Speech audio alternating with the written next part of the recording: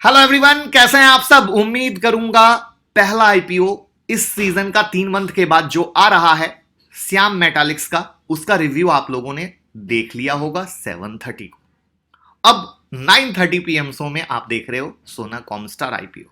But IPO apply करने से पहले आईपीओ के चांस कैसे बढ़े वो वीडियो देख लीजिएगा, लिंक डिस्क्रिप्शन में है। और कंपनी से करते हैं दोस्ती। मैं मुकुल अग्रवाल आपका आप ही के यूट्यूब चैनल में स्वागत करता हूं। जो भी नए लोगों चैनल को सब्सक्राइब करें और रात के 8:30 बजे का शो कभी मिस ना करें, जहां देते हैं कुछ एडवाइस, कुछ ट्रेड जिससे आप पैसे कमा सकें। और ट्विटर टेलीग्राम से जुड़े रहिए, फायदा मिलता रहेगा।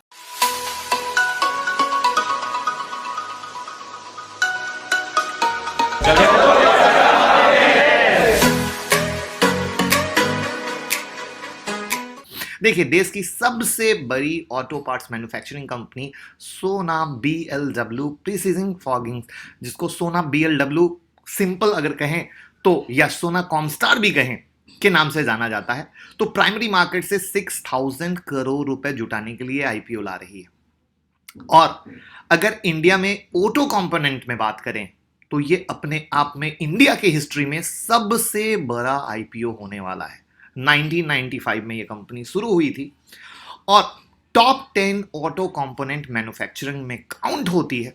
और 2020 का डेटा तो ये कहता है कि ये 10 ग्लोबल प्लेयर में से भी एक है, जहां पे ये डिफरेंशियल बेलेवल गियर सेगमेंट और largest exporter of starter Motors में काउंट आते हैं। साथ में ये ऑटोमोटिव सिस्टम कंपोनेंट को डिजाइन, मैन्युफैक्चरिंग और सप्लाई का काम करती है। कंपनी की जो मैन्युफैक्चरिंग यूनिट है सिर्फ इंडिया में नहीं है मेरे दोस्त, चाइना में भी है, अमेरिका में भी है, मैक्सिको में भी है। कंपनी अपने प्रोडक्ट्स को अमेरिका और यूरोप सहित दुनिया भर के देश में बेचती है। कंपनी के पास कुछ नहीं, कुल 9 मैन्युफैक्चरिंग और असेंबली यूनिट है, जिसमें से 6 भारत में है और एक यूनिट चाइना, अमेरिका, मैक्सिको में है। यहां पर आप एक चीज जान लीजिएगा कि ये जो कंपनी है सोना कॉमस्टार, इसमें 66% की हिस्सेदारी अमेरिकी प्राइवेट इक्विटी फर्म ब्लैकस्टोन की है और 34% हिस्सेदारी कंपनी के चेयरमैन संजय कपूर की है।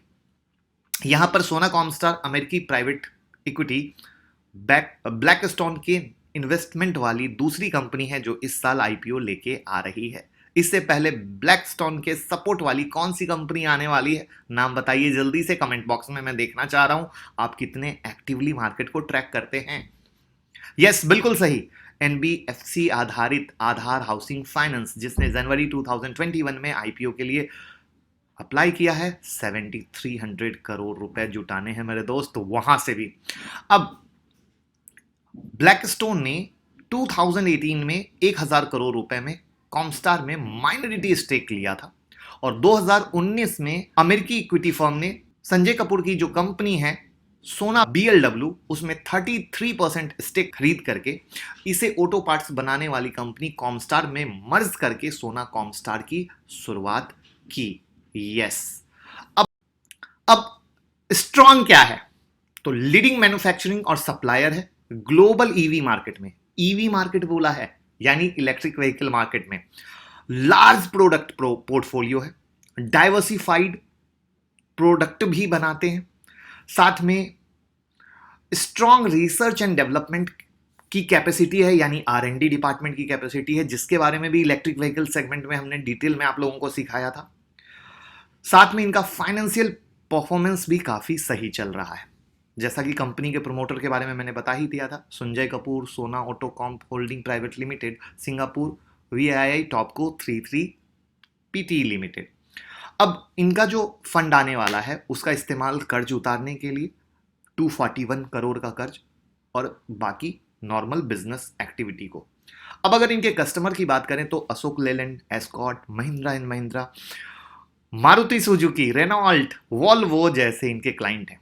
और यहां पर एक सबसे प्यारी चीज याद रखिएगा कि 70% रेवेन्यू एक्सपोर्ट से आता है, 30% जो रेवेन्यू है इनका बैटरी यानी ईवी सेगमेंट से आता है, और 40% ईवी के लिए ये सप्लाई कर रहे हैं।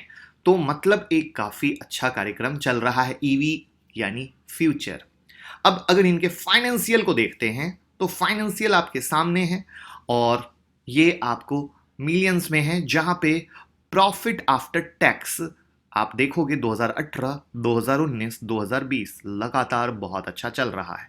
वहां पर 31 दिसंबर 2020 जो आप देख रहे हो वो सिर्फ और सिर्फ क्वार्टर ऑन क्वार्टर है, इसलिए प्लीज कंफ्यूज मत होइएगा। फाइनेंशियल काफी अच्छे चल रहे हैं जो मैंने आपको बताया। साथ में अगर आईपीओ की बात करें तो 14 जून को खुल के 16 जून को बंद हो रहा है। 285 से 289 का इक्विटी शेयर प्राइस रेंज है। अब यहां पर जो ध्यान देने वाली बात है, 5550 करोड़ का इशू साइज है, जिसमें फ्रेश इशू सिर्फ 300 करोड़ का है और ऑफर फॉर सेल कितना है, 5250। यानी जो इन्वेस्टर हैं इनके, वो बेच के निकल रहे हैं अपनी पोजीशन को। ये यहां पर ध्यान देने वाली बात है। अब यहां पर एक पॉइंट और है कि ग्रे मार्केट प्रीमियम में अभी तक हलचल नहीं है, वहां पर कुछ भी एक्टिविटी दिख नहीं रही है। जिस तरीके से हमने श्याम मेटालिक्स में बताया था कि अच्छा प्रीमियम मिल रहा है। तो और मैं एक चीज और भी बता दूं कि कंपनियां जब आती हैं तो जैसे इसका कुछ निगेटिव पॉइंट अभी हाथ में नहीं आया। निगेटिव पॉइंट सिर्फ एक ही है कि ऑफर फॉर सेल बहुत ज्यादा है, ज्यादा नहीं है, बहुत ज्यादा है। तो थोड़ा सा टाइम हम लेते हैं ऑलवेज की चीजों को देखें, समझें, अंदर की और कब्र खोद के चीजों को बाहर निकालें।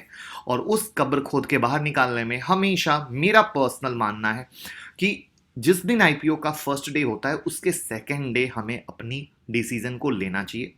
तो 15 जून को हम रात में 8:30 बजे इसके बारे में भी बात करेंगे और श्याम मेटालिक्स के बारे में भी बात करेंगे कि ये दोनों आईपीओ क्या मैं अप्लाई कर रहा हूं या नहीं। तो आपको परेशान होने की बिल्कुल ज़रूरत नहीं है।